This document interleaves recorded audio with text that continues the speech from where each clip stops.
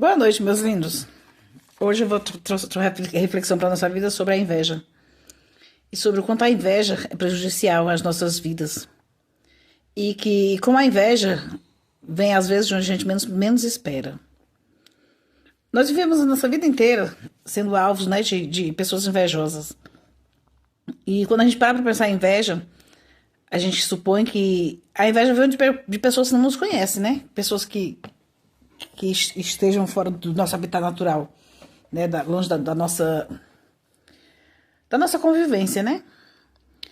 Mas é onde a gente se engana, porque lá no livro de Gênesis 37, no versículo 42, a gente começa a ver a história dos irmãos de José, né? Que eles tinham inveja de José. O pai de José fez uma túnica para José e os irmãos ficaram com inveja daquela túnica. E por causa daquela túnica, daquele presente, eles trabalharam contra a vida de José de várias maneiras, né?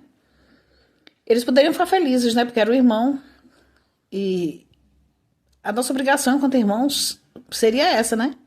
Ficarmos felizes pelas bênçãos que nossos irmãos recebem. Mas na maioria das vezes, nossos próprios irmãos, nossa própria parentela não fica feliz com as nossas bênçãos.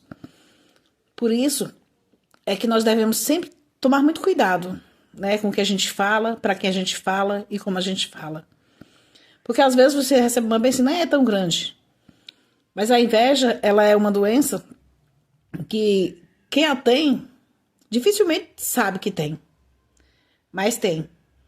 E os irmãos de José eram esse tipo de pessoas, que eles tinham essa doença chamada inveja, porém, talvez eles não soubessem, né, que isso era inveja. E eles tinham muita inveja de José. Eles tinham inveja de José porque José era o preferido de seu pai. Mas talvez José fosse o preferido de seu pai por ser um bom filho, por ser um filho acordado, por ser um filho companheiro, por ser um filho amigo, né? E os demais tinham inveja, né, do relacionamento que ele tinha com seu pai. Por outro lado, eles tinham inveja da intimidade que José tinha com Deus. Quando José trazia, né, a presença de seus familiares, os sonhos que ele tinha, eles achavam que José estava desfazendo deles, porque eles não tinham comunhão com Deus que José tinha. E às vezes nós também temos inveja, somos, né, alvos dessas invejas. Porque muitas pessoas querem receber as bênçãos de Deus, querem ter intimidade com Deus, mas não se colocam na posição para receber de Deus, né, o que Deus quer. Todo mundo acha que é muito fácil a gente estar na presença de Deus e a gente suportar tudo o que vem, né, quando a gente está na presença de Deus.